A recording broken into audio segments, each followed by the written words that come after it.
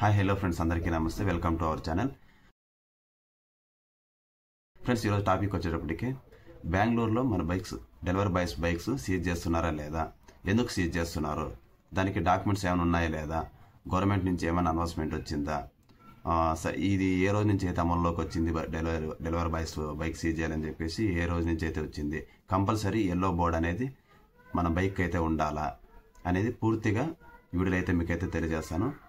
Bike seize చేసినవి కూడా ఏ ఏరియాలో బైక్లు అయితే సీజ్ చేశారని చెప్పేసి కూడా మీకైతే పూర్తిగా అయితే ఎక్స్ప్లెయిన్ చేద్దామని చెప్పేసి అనుకుంటున్నాను. ఫ్రెండ్స్, సడన్గా పోలీసు వాళ్ళు ఈ నిర్ణయం ఎందుకు తీసుకున్నారని చెప్పేసి ఇంతవరకు అయితే ఎవరికైతే అర్థం కాలేదు. నాకు కూడా సడన్గా అర్థం కాలేదు. నాకు కూడా ఇప్పుడు మెసేజ్ వచ్చిన తర్వాత చెక్ చేసుకున్న తర్వాత డెలివరీ బాయ్స్ వెహికల్స్ అయితే సీజ్ అయితే చేస్తున్నారు. వీడియో క్లిప్ చేస్తాను కాబట్టి చూడండి.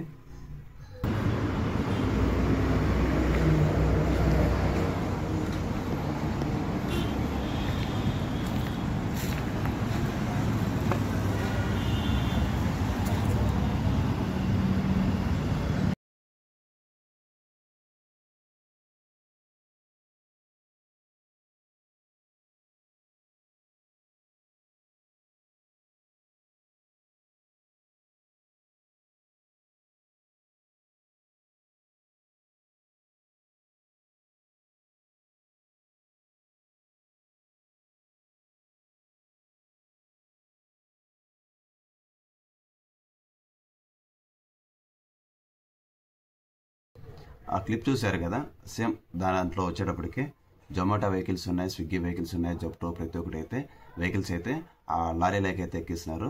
ఆ లారీలోకి ఎక్కేసి మొత్తం వెహికల్స్ అయినా సీజ్ చేసినారు. మళ్ళీ ఆ బండి బయటకు వస్తుంది. ఇప్పుడు సీజ్ చేసిన వెహికల్ మళ్ళీ బయటకు వస్తాయా లేదా అంటే దాని గురించి అయితే పూర్తిగా అయితే తెలుసుకుంటే ఎండ్ వరకు చూసారంటే తెలుస్తుంది. ఎందుకు సీజ్ చేస్తున్నారు, ఫస్ట్ పాయింట్ వచ్చేటప్పటికి ఎందుకు సీజ్ చేస్తున్నారు, గవర్నమెంట్ నుంచి ఇంకా అనౌన్స్మెంట్ రాలేదు కానీ ఎందుకు సీజ్ చేస్తున్నారు అని చెప్పేసి అంటే మీరు చూస్తుండొచ్చు, నార్మల్గా ప్రతి ఒక్కరు డెలివరీ చేసే టైంలో 1 వేలు అయితే ఎక్కువైతే వెళ్తుంటారు. 1 వేలు ఎక్కువ వెళ్ళినప్పుడు యాక్సిడెంట్ అయ్యేది కానీ, చాలామంది వచ్చేప్పటికి హెల్మెట్ లేకుండా పోవడం కానీ, ఇలా అయితే ర్యాష్గా డ్రైవ్ చేయడం కానీ చాలామంది వరకు అయితే చేస్తుంటారు. మీరు కూడా చూసే ఉంటారు.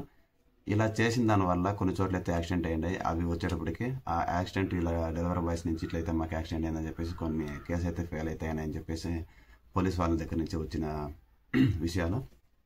వాళ్ళు చెప్తున్నది ఏమంటే, కరెక్ట్గా మీరు రూల్స్ పాటించండి, మీరు ఎవరు పట్టేవాళ్ళేరు అని చెప్పేసి అయితే కొంతమంది అయితే చెప్తున్నారు. కొంతమంది వచ్చేటప్పటికి ఏం చెప్తున్నారు అంటే హెల్మెట్ వేయరు, ఏమేరు అలాగైతే వెళ్తున్నారు. చాలా వరకు అయితే డాక్యుమెంట్ మెయింటైన్ చేయకుండా బైక్ అయితే రైడ్ చేస్తున్నారు, డెలివరీ బాయ్స్ అయితే చేస్తున్నారు. ఎందుకు ఇలా చేస్తున్నారని చెప్పేసి ప్రతి ఒక్క డాక్యుమెంట్ చెక్ చేయడానికి అయితే కొన్ని చోట్ల అయితే బండ్లు అయితే ఆపుతున్నారు. ఇప్పుడు ప్రజెంట్ వచ్చేటప్పటికి ఏ ఏరియాలో వచ్చేటప్పటికి బండ్లు సీజ్ చేస్తున్నారంటే కోరమంగళ, బెలందూరు, హెచ్ఎస్ఆర్ లేఅవుట్, మళ్ళీ వచ్చేటప్పటికి ఎలక్ట్రానిక్ సిటీ, ఈ 4 ఏరియాలో వచ్చేప్పటికి పోలీసులు వచ్చేప్పటికి ట్రాఫిక్ పోలీసు వాళ్ళు వచ్చేప్పటికి బండ్లు అయితే పడుతున్నారు. పట్టిన తర్వాత డాక్యుమెంట్స్ ఏమీ లేకుండా వెహికల్స్ ప్రతి ఒక్కటి అయితే సీజ్ అయితే చేస్తున్నారు. అంటే డాక్యుమెంట్స్ ఉంటాయి కదా అని చెప్పేసి ప్రతి ఒక్కరు అనుకోవచ్చు. ఇంతకు ముందులాగా కాకుండా ఇప్పుడు ఏం చెప్తున్నారా పోవాలంటే కానీ కంపల్సరీ డిఎల్ డ్రైవింగ్ లైసెన్స్ అయితే ఉండాలి, బండి ఆర్సీ అయితే ఉండాలి, మళ్ళీ వచ్చేప్పటికి బైక్ ఇన్సూరెన్స్ అనేది కంటిన్యూ రెన్యూలోనే ఉండాలి, మళ్ళీ వచ్చేప్పటికి ఎమోషన్ పొల్యూషన్ టెస్ట్ వచ్చేటప్పటికి అది కూడా ఉండాలి. ఏ డాక్యుమెంట్ లేకుండా కూడా బైక్ అయితే సీజ్ చేస్తామని చెప్పేసి అయితే అంటున్నారు. కంపల్సరీ ఎల్లో బోర్డు ఉండాలా అని చెప్పేసి కొంతమంది అయితే డౌట్ పడుతుంటారు. దాని గురించి ఇంకా గవర్నమెంట్ నుంచి అయితే అనౌన్స్మెంట్ అయితే ఇంకా రాలేదు. అయినా కొంచెం మనం జాగ్రత్తగా ఉండాలి. ఎందుకంటే గవర్నమెంట్ నుంచి అనౌన్స్ వచ్చేలోపు ఆల్రెడీ కొన్ని బైక్స్ అయితే చాలామంది బైక్స్ అయితే సీజ్ అయితే అయిపోయినాయి. ఏం చేసేదానికే లేదు. కొన్ని చోట్ల అయితే వదిలేస్తున్నారు, డాక్యుమెంట్స్ అన్ని ప్రాపర్గా ఉన్న వాళ్ళు అయితే వదిలేస్తున్నారు. ఇంకొకటి ఏమంటే, మనం ఏదన్నా మనకి ఒక ఆర్డర్ పడిన తర్వాత మనం ఏం చేస్తున్నామంటే తొందరగా పికప్ చేసుకోవాలని చెప్పేసి రాంగ్ రూట్లో అయితే వెళ్తున్నాం. ఆ రాంగ్ రూట్లో వెళ్ళడం ఆపేయండి, హెల్మెట్ లేకుండా డ్రైవ్ చేయడం ఆపేయండి. ఇంకొకటి ఏమంటే, మనం ఆర్డర్ తీసుకున్న దానికి వెళ్తాం, అక్కడ పార్కింగ్ ఉండదు కానీ నో పార్కింగ్లో వెహికల్ అయితే నిలబెడుతున్నాం. బెంగళూరు సిటీలో మీకు అందరికీ తెలిసిన విషయమే. ఎందుకంటే ట్రాఫిక్ అయితే ఎక్కువ ఉంటుంది. చాలా చోట్ల వచ్చేప్పటికి మెట్రో దాని గురించి అయితే కావచ్చు, నార్మల్గా కొత్త రోడ్లు వేసే దాని గురించి అయితే రోడ్లు అయితే అవుతున్నాయి. దానివల్ల ట్రాఫిక్ అయితే కొంచెం అయితే ఎక్కువ ఉంది. కానీ దీంట్లో వస్తున్న మిస్టేక్స్ ఏమంటే, మనమనే కాదు, మన డెలివరీ బాయ్స్ అనే కాదు, కార్స్ వాళ్ళు, ఆటో వాళ్ళు ప్రతి ఒక్కరు ఏం చేస్తున్నారంటే నో పార్కింగ్ ఏరియా అంటే ఇప్పుడు నార్మల్గా ఆల్రెడీ ఫుల్ ట్రాఫిక్ ఉన్న రోడ్లోనే రోడ్ సైడ్ వెహికల్స్ అనేది ఆపేస్తున్నారు. వాళ్ళు ఇప్పుడు ఆటో వాళ్ళే కానీ, కార్ వాళ్ళే కానీ వాళ్ళ కస్టమర్ కోసం పికప్ చేసుకున్న దానికోసమైనా కానీ నిలబెట్టేస్తున్నారు. ప్లస్ వచ్చేప్పటికి మన డెలివరీ బాయ్స్ వచ్చిన సైడ్ నుంచి వచ్చిన తప్పేమప్ప అంటే కానీ మెయిన్ రోడ్లోనే వెహికల్స్ సైడ్ నిలబెట్టేస్తున్నారు. అక్కడ పార్కింగ్ లేదు కానీ రోడ్ సైడే నిలబెడుతున్నారు. ఇలా చేయడం వల్ల చాలా వరకు వాళ్ళు ప్రతి ఒక్కటి చెక్ చేసిన తర్వాతే ఈ డిసిషన్కి అయితే వచ్చినారని చెప్పేసి అయితే వార్తలు అయితే వస్తున్నాయి. ఇంకోటి నేను చెప్పొచ్చేది ఏమప్ప అంటే మనము ట్రై చేయాలా. మనకి నో పార్కింగ్ అక్కర్లేదా, రెస్టారెంట్కి దగ్గరలో పెట్టుకోవాలా. మనకి పార్కింగ్ ఎక్కడ చూసుకొని పెట్టుకోవాలి. అక్కడ వెహికల్స్ ఫుల్గా ఉంటాయి, కానీ వెయిట్ చేసి అక్కడ పెట్టుకున్నామంటే కానీ మనకే కొంచెం బెటర్. ఎందుకంటే ఇప్పుడు ప్రతి ఒక్క చోట కెమెరా అనేది ఉంది. మనం నో పార్కింగ్లో అయితే ఎక్కడైతే పెట్టామో, 1 వేలు అయితే ఎక్కడైతే వెళ్ళామో ప్రతి ఒక్కటి ఆటోమేటిక్గా ఫోటో ఆ కెమెరాలు రికార్డ్ అయ్యి మన బైక్ నెంబర్ దాంట్లో రికార్డ్ అయి ఉంటుంది కదా. దానివల్ల ప్రతి ఒక్క అన్ని చెక్ చేసుకొని ఇప్పుడు ప్రతి ఒక్క వెహికల్ అనేది కాదు, కొత్తగా తీసుకున్న వెహికల్ కూడా నిలబెట్టేసి చెక్ చేస్తున్నారు. ఏమైనా ఫైన్స్ ఉన్నాయా, ఎందుకు ఫైన్స్ ఉన్నాయి. డెలివరీ బాయ్ చేసేటప్పుడు మనం డెలివరీ చేసే టైంలో ఏమైనా ఫైన్స్ ఉన్నాయంటే మాత్రం మినిమం 1/2 అవర్ 1 అవర్ అయితే బైక్ అయితే వదలట్లేదు. ఎందుకు వదలట్లేదు అంటే నువ్వు రూల్స్ కరెక్ట్గా పాటించలేదు, అందుకే నీకు బైక్ వదలను అని 1 అవర్ కానీ 2 అవర్ కానీ వదలరు. ఒక్కోసారి మనం ఏమైనా ర్యాష్గా వాళ్ళ సైడ్ మనం ర్యాష్గా మాట్లాడినామంటే బైక్ అయితే సీజ్ చేస్తున్నారు.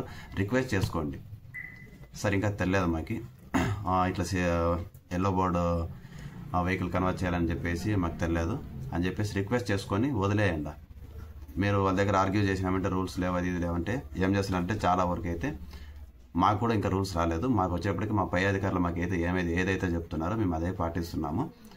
ప్రజెంట్ అయితే వెహికల్స్ అని పట్టుకోవాలి అని చెప్పేసి వాళ్ళకైతే ఆర్డర్స్ వచ్చినాయని చెప్పేసి వాళ్ళైతే వెహికల్స్ అని ప్రతి ఒక్కటి అయితే పట్టుకుంటున్నారు. కంపల్సరీగా డాక్యుమెంట్స్ అయితే మెయింటైన్ చేయండి. ఏ ఒక్క డాక్యుమెంట్ లేదన్నా కూడా మీరు ఆ రోజు అయితే బైక్ అయితే బయట తీయద్దండి. ఇప్పుడు ఉన్న సిచ్యువేషన్లో వచ్చేటప్పటికి ప్రతి ఒక్కటి ఉండాలి. ఇంకోటి వచ్చేప్పటికీ కొత్త రూల్ ఒకటి అయితే తెస్తున్నారు. ప్రతి ఒక్క డెలివరీ బాయ్స్కి కొత్త రూల్స్ అయితే తెస్తున్నారని చెప్పేసి అయితే వాళ్ళు అయితే అంటున్నారు. ఆ కొత్త రూల్స్ ఏమప్ప అంటే ఇంతకుముందు వచ్చేప్పటికే మన బైక్ వచ్చేప్పటికే మన ఫాదర్ పేటలో లేదా మన అన్న పేటలోనో ఎవరి పేటలో ఉండే బండి అయితే మనమైతే డెలివరీ బాయ్గా అయితే యూజ్ చేస్తున్నాం. ఈ కొత్త రూల్ వచ్చేప్పటికి ఏమప్ప అంటే కానీ ఏ పర్సన్ అయితే డెలివరీ బాయ్గా చేస్తున్నాడో వాళ్ళ పేటలోనే ఆ బండి అనేది రిజిస్ట్రేషన్ అయి ఉండాలి. వాళ్ళ పేటలోనే ఇన్సూరెన్స్ అయితే ఉండాలి. వాళ్ళది కంపల్సరీ డిఎల్ అయితే ఉండాలి. ఇన్సూరెన్స్ ఏమైనా రెన్యూవల్ చేయించలేదా దానికి కూడా ఫైన్ పడుతుంది. రాంగ్ రూట్లో ఏమైనా వెళ్ళామా ఇంతకు ముందులా కాకుండా డబల్ ఫైన్ అయితే ఇస్తున్నామని చెప్పేసి అయితే చెప్తున్నారు. నో పార్కింగ్ ఏరియాలో మాత్రం ఎక్కడే కానీ బండి అయితే నిలబెట్టకండి. దయచేసి మీరు నిలబెట్టేదే కాకోకుండా వెనకాల వచ్చే వాళ్ళకి ఆఫీస్కి వెళ్ళే వాళ్ళకి కావచ్చు, వాళ్ళకి వెళ్ళి కావచ్చు, చాలా మందికి అయితే లేట్ అవుతుంది. ఒక్క వెహికల్ నిలబెట్టిందంటే దాన్ని ఇట్లా క్రాస్ చేసుకుని వెళ్ళాలంటే కానీ మీకే తెలుసు నార్మల్గా డెలివరీ చేసి ప్రతి ఒక్క పర్సన్ను మనం నిలబెట్టేస్తాం. కానీ మనము అర్జెంటుగా డెలివరీ టైం డిలే అవుతుంది అన్నప్పుడు మనం వెళ్ళేటప్పుడు మనకి ఏదైనా వెహికల్ అడ్డు నిలబెట్టింటే మనకి ఎలా ఉంటుంది, ఎవడో నో పార్కింగ్లో పెట్టడం చేసి మనం అయితే తిట్టుకుంటాం కదా, సేమ్ అలాగైతే ఉంటుంది. ఇంకా అయితే మనకి అందుకని చెప్పేసి సేఫ్గా నో పార్కింగ్ ఉన్న చోట్ల మాత్రం వెహికల్ నిలబెట్టద్దండి. మళ్ళీ ఇంకోటి వచ్చేప్పటికి డాక్యుమెంట్స్ అన్ని ప్రాపర్గా అయితే మెయింటైన్ చేయండి. ఎక్కడ కానీ పోలీసు వాళ్ళు ఒకవేళ మీతో పట్టుకున్నా కూడా ర్యాష్గా అయితే మాట్లాడద్దండి. నార్మల్గా మాట్లాడేసి వీలైనంత వరకు మీరు ఆ ప్రాబ్లం నుంచి బయటపడాలని చెప్పేసి అయితే నేనైతే అనుకుంటున్నాను. చాలా ఊరికంటే హిందీ సైడ్ వాళ్ళు వచ్చేప్పటికి ఈ బైకులు చూసి ఉంటారు మీరు, ఏవి EV charge vehicle, YOLO bike చెప్తే ఇలాంటి ఉంటాయి కదా. ఇలాంటి వెహికల్ వచ్చేప్పటికి ఈవీ ఛార్జ్ వెహికల్స్ వచ్చేటప్పటికి ఇష్టానుసారం వెహికల్స్ ఎక్కడ పడితే అక్కడ నిలబెట్టేస్తారు రోడ్ సైడ్. మళ్ళీ వచ్చేప్పటికి సిగ్నల్ జంపింగ్ చేస్తారు. ఇప్పుడు ఆల్రెడీ సిగ్నల్ పడి ఉంటుంది, వాడికి ఏమి ఈవీ ఛార్జ్ కాబట్టి వాడికి ఫైన్ రాదు. ఎందుకంటే పైన కూడా కంపెనీ వాడికి పోతుంది, వాడికి రాదు. ఎందుకైతే ఎవడైతే రెడీ చేస్తున్నాడో వాడికైతే రాదు. వాడు ఏం చేస్తాడు, సిగ్నల్ జంప్ చేసేసి వెళ్ళిపోతాడు. ఇప్పుడు అక్కడ పోలీసులు ఉన్నా కూడా రాంగ్ రూట్లో వెళ్ళిపోతాడు. ఒక నిలబెట్టినాడు బండి వదిలేసి వెళ్ళిపోతాడు. ఎందుకంటే బైక్ వాడిది కాదు, అందుకని చెప్పేసి వాడు వదిలేసి వెళ్ళిపోతాడు. వాడిని ఏం పోయేది లేదు. కానీ సొంత బైకులుగా మనం పెట్రోల్ పోసి మనం డబ్బా పెట్టుకుంటాం, మనకి ఎట్లా ఉంటుంది చెప్పండి.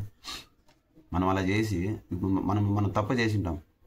మనకి ఎమర్జెన్సీ ఉంది, ఆర్డర్ డెలివరీ చేయాలి, ఫాస్ట్గా డెలివరీ చేయాలి చెప్పేసి మనం వెళ్ళిపోతాము. పోలీసులు పట్టుకున్నారు, తర్వాత మనం ఏం మాట్లాడడానికి లేదు. మనం కరెక్ట్గా మనము రూల్స్ పాటించుకొని వెళ్ళింటే కానీ ఏ ట్రాఫిక్కే కానీ ఏ పోలీసు వాళ్ళు కానీ మనతో నిలబెట్టరు.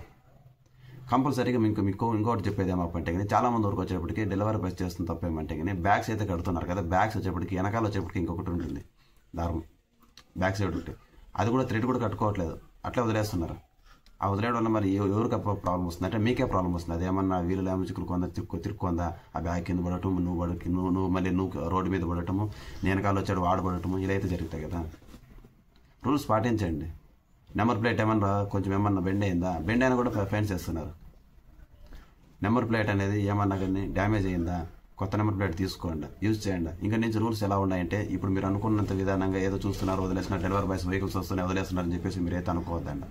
అర్థమవుతుందా? ప్రతి ఒక్కరు మైండ్లో పెట్టుకోవాల్సిన విషయం ఏమంటే మనం కరెక్ట్గా రూల్స్ పాటించినామంటే కానీ ఎవరే కానీ మనతో అయితే ఏమి మాట్లాడరు.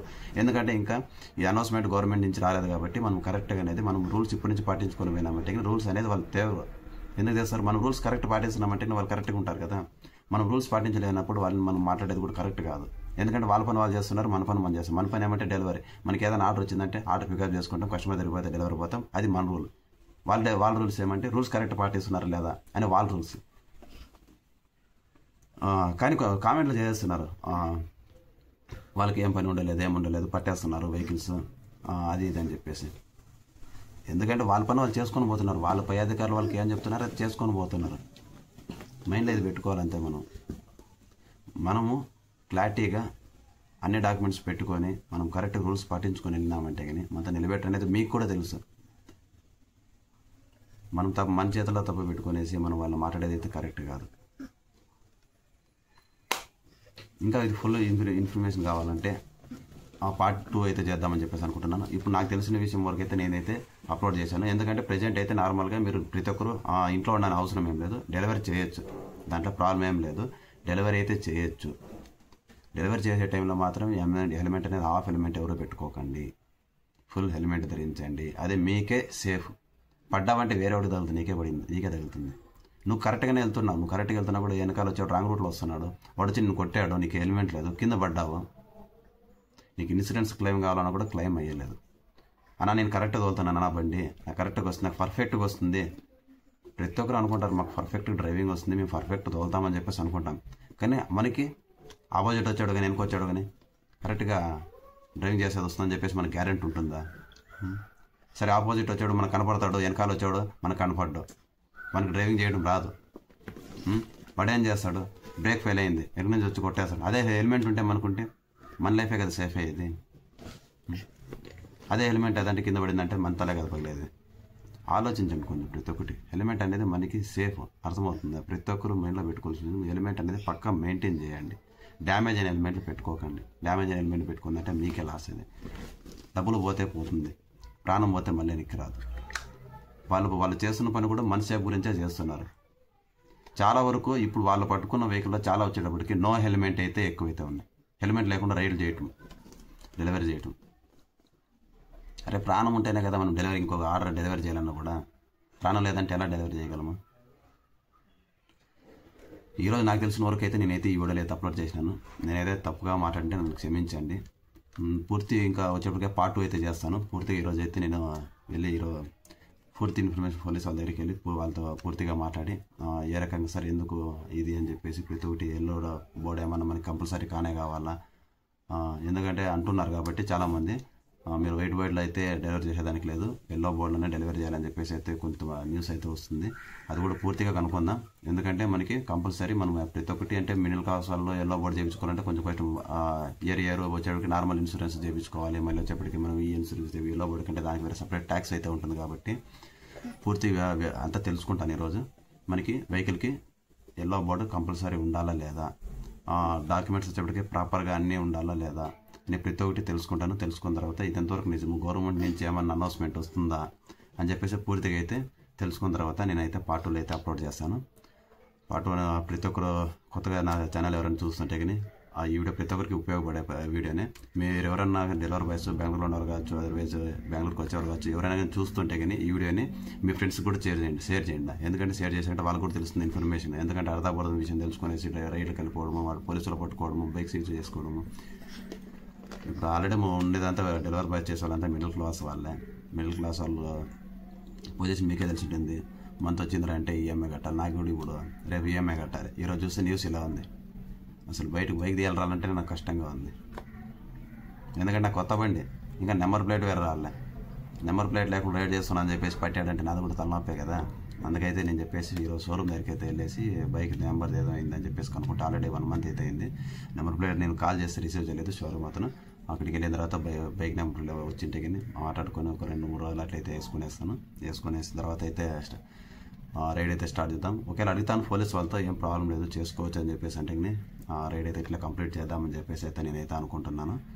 ఎందుకంటే తెలుసుకోవడం మంచిది. ఫస్ట్ వాళ్ళ దగ్గరికి వెళ్ళి తెలుసుకోవాలి కదా. తెలుసుకున్న తర్వాత ఎల్లో బోర్డు చేయించుకోవాలి. ఎట్లా సార్ డాక్యుమెంట్స్ ఏవేవైతే మెయింటైన్ చేయాలి అంటే డెలివరీ బై సపరేట్ ఏమన్నా ఇంకేమన్నా డాక్యుమెంట్స్ ఏమైనా మెయింటైన్ చేయాలి, కొత్తగా రూల్స్ ఏమైనా వచ్చింటే వాళ్ళకి తెలిసి ఉంటుంది. కానీ వాళ్ళు చెప్పరు, కానీ తెలుసుకోవాలి. తెలుసుకున్న తర్వాత అయితే పార్ట్ 2 అయితే మీ అయితే అందరికీ అయితే అప్లోడ్ చేస్తాను. ఓకే ఫ్రెండ్స్, ఈ వీడియో అయితే ఇక్కడికైతే ఎండ్ చేస్తున్నా. పార్ట్ 2లో అయితే మళ్ళీ కలుద్దాం. ఎవరైతే కొత్తగా చూస్తున్నారో, నా ఛానల్ చూస్తున్నారో, మీకు పూర్తి ఇన్ఫర్మేషన్ ఈ బైక్స్ ఏజ్ దాని గురించి పూర్తి ఇన్ఫర్మేషన్ మీరు ఎవరైనా చూడాలనుకుంటే కానీ పార్ట్ 2 అయితే చూడండి. వీడియో అనేది కొత్తగా చూస్తారు ప్రతి ఒక్కరు సబ్స్క్రైబ్ చేసుకోండి, లైక్ చేయండి, కామెంట్ చేయండి. పైన ఉన్న బెల్ ఐకాన్ టైప్ చేశారంటే కానీ నేను ఏ వీడియో చేసినా కూడా మీకు నోటిఫికేషన్ ద్వారా అయితే వస్తుంది. ఫ్రెండ్స్, ఈ వీడియో అయితే ఇక్కడికైతే ఎండ్ చేస్తున్నాను. అందరికీ టాటా, లవ్ యూ, బాయ్.